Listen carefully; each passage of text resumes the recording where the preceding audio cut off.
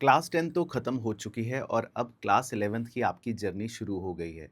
आपके दोस्तों ने शायद कहा होगा कि यार तूने साइंस नहीं ली, बहुत अच्छा किया। कॉमर्स तो बड़ा आसान है और आसानी से हो जाएगा। मैं आपका यही मिथ बर्स्ट करने आया हूँ क्योंकि मैंने पिछले 15 सालों में ऐसे-ऐसे बच्चे देखे हैं जिनके क्लास 10th में 90-95% मार्क्स भी आए, लेकिन क्लास 11th में वो फ़ेल हो गए या क्लास 11th में उनका स्कोर 60 और 70% पे ही रुक गया।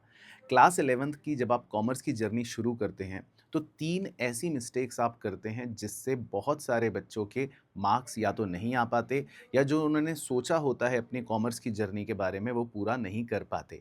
आज की इस वीडियो में मैं आपको यही बताने वाला हूँ कि 3 ऐसी गलतियाँ जो आप स्पेशली अपने अपने क्लास 11th की इस कॉमर्स जर्नी में बिल्कुल भी मत करना। क्योंकि देखो हमारे इस चैनल पर ना ही कोई नाटक नौटंकी होती है और इस चैनल पर हमें सबसे स्ट्रक्चर्ड तरीके से आपकी हेल्प करते हैं, खासकर अपने कॉमर्स के स्टूडेंट्स की।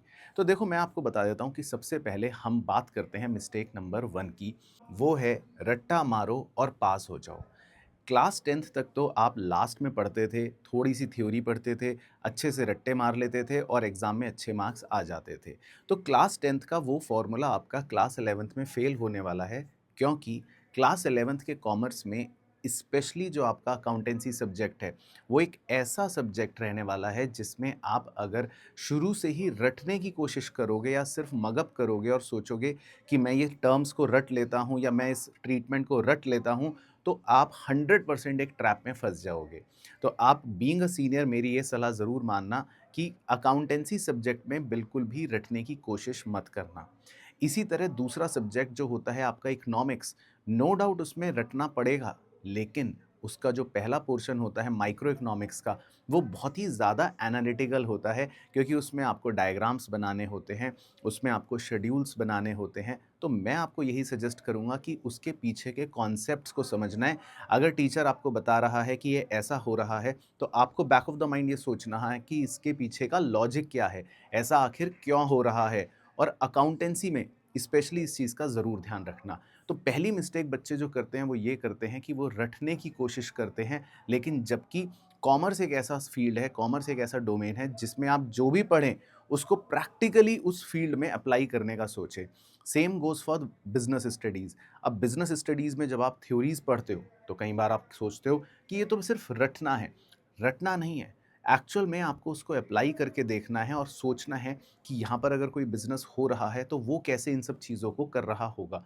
तो मेरी आपको सबसे पहले यही हिदायत है कि अपना रटने वाला फ़ॉर्मूला जो क्लास 10th तक चल रहा था, उसको 10th तक ही छोड़ देना और अब आप फ़ोकस करना चीज़ों को समझने पर, कॉन्सेप्ट्स पर, अंडरस्टैंडिंग पर। तो आप एट लीस्ट 90% दूसरे स्टूडेंट से एक अपर हैंड रख लोगे अपनी इस स्टार्टिंग जर्नी में।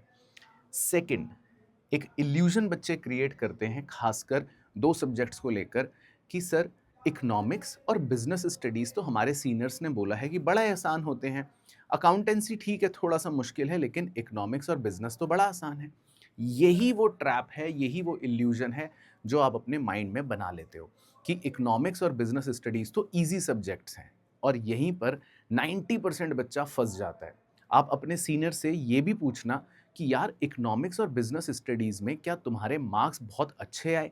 तो वो आपको अपनी कमियाँ बताएगा, वो गलतियाँ बताएगा कि नहीं यार, मैं सोच तो रहा था कि पेपर में मेरे मार्क्स ज़्यादा आएँगे, लेकिन जब मैंने एक्चुअल में पेपर दिया, तो मेरे को कुछ क्वेश्चन्स या तो समझ नहीं आए या मेरा पेपर छूट गया, इकोनॉमिक्स में कुछ फ़ॉर्मूले मेरे गलत हो गए, बिजनेस स्टडीज़ में केस स्टडीज़ जो आईं, वो मैं कर नहीं पाया सॉल्व। यानी कि जो भी बच्चे शुरू में ये सोचते हैं कि बिजनेस स्टडीज़ और इकोनॉमिक्स तो बहुत इजी सब्जेक्ट है, तो ये इल्यूज़न आप अपने दिमाग से दूर रखना। अगर आपके टोटल 3 सब्जेक्ट हैं कॉमर्स में मेन या 5 सब्जेक्ट हैं या लैंग्वेज भी अगर आप कंसिडर कर लो, तो हर सब्जेक्ट इक्वल वेटेज रखता है, उसकी एग्ज़ाम में इक्वल मार्क्स की वेटेज रहने वाली है। तो आपको भी अपने माइंड को ये बोलना पड़ेगा कि हर सब्जेक्ट इक्वली इम्पॉर्टेंट है। और मैं यहाँ पर अब एक और मिथ आपका ब्रेक कर देता हूँ, खासकर इकोनॉमिक्स को लेकर। अगर मैं इकोनॉमिक्स को बोलूँ तो आप उसमें 9-10 चैप्टर्स पढ़ते हो स्टैटिस्टिक्स के पोर्शन के और सिमिलरली 8 टू 9 चैप्टर्स पढ़ते हो माइक्रो इकोनॉमिक्स के।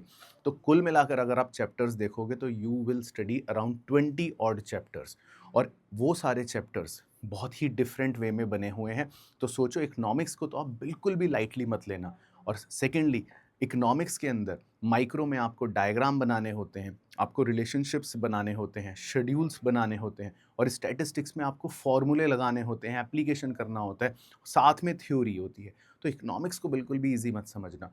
और बिज़नेस स्टडीज़ का पिछले 5 साल से जो पेपर पैटर्न बन रहा है, स्कूल्स के अंदर भी, बोर्ड्स के अंदर भी, उसमें केस बेस्ड क्वेश्चंस आ रहे हैं। तो आपको मैं सिर्फ यही बोलना चाहूँगा, इस इल्यूज़न में बिल्कुल भी मत रहना कि ये तो मेरे ईज़ी सब्जेक्ट हैं। ईज़ी सोचो तो सबको ईज़ी सोचो और नहीं तो सबको इक्वली इम्पोर्टेंट समझना ज़रूरी है। तीसरी गलती बता देता हूँ, जो बच्चे इस माइंडसेट में रहते हैं कि यार अभी तो मैं 10th में जस्ट पास हुआ हूँ, मेरे अच्छे मार्क्स आए हैं, अभी तो हम पार्टी कर रहे हैं और अभी तो मेरे पास समर वैकेशंस का बहुत टाइम है।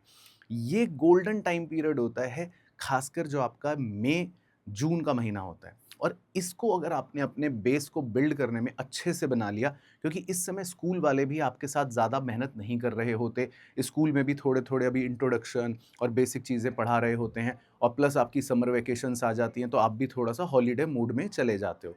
लेकिन यही वो टाइम है जिसमें अगर आपने अपना बेस बिल्ड कर लिया, आप ये सोचो कि आपने कॉमर्स लिया और एक बहुत बड़ी इमारत आप बनाने वाले हो। अपने सपने आप देख रहे हो, मैं आगे चल के सीए बनूँगा, मैं आगे चल के एमबीए करूँगा, मैं ये करूँगा और सब जगह कॉमर्स का आपका यूज़ होने वाला है।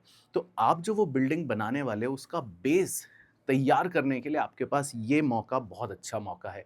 तो अगले 2 महीने मैं आपको यही बोलना चाहूँगा, ये मत सोचना कि मेरे पास बहुत टाइम है। इनफैक्ट ये सोचना कि मेरे को ये 2 महीने ऐसे यूज़ करने हैं, जो मुझे 90% दूसरे स्टूडेंट्स से आगे लेकर जाएँगे। तो अगर आप ये माइंडसेट नहीं रखते कि मेरे पास बहुत टाइम है, तो आप अपना टाइम अच्छे से यूज़ कर पाओगे। चलो, तो 3 बातें जो ऐसी इम्पोर्टेंट थी वो मैंने आपको बताई। अब इस चैनल का मैं आपको मोटो बता देता हूँ। यहाँ पर सबसे स्ट्रक्चर्ड तरीके से आपको पढ़ाई करने का मौका मिलता है और मैं आपके लिए 3 तरीके लेकर आता हूँ जिससे आप हमारे साथ पढ़ाई कर सकते हैं। नंबर 1 है, आप हमारे साथ यूट्यूब पर भी इसी चैनल पर अपनी पूरी पढ़ाई कर सकते हैं।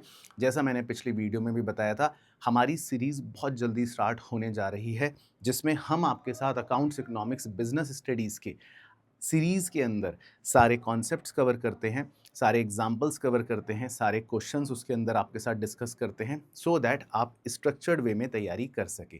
लेक्चर 1, लेक्चर 2, लेक्चर 3 बिल्कुल सीक्वेंस में प्लेलिस्ट बनकर उसके अंदर आपको तैयारी करने का मौका मिलता है।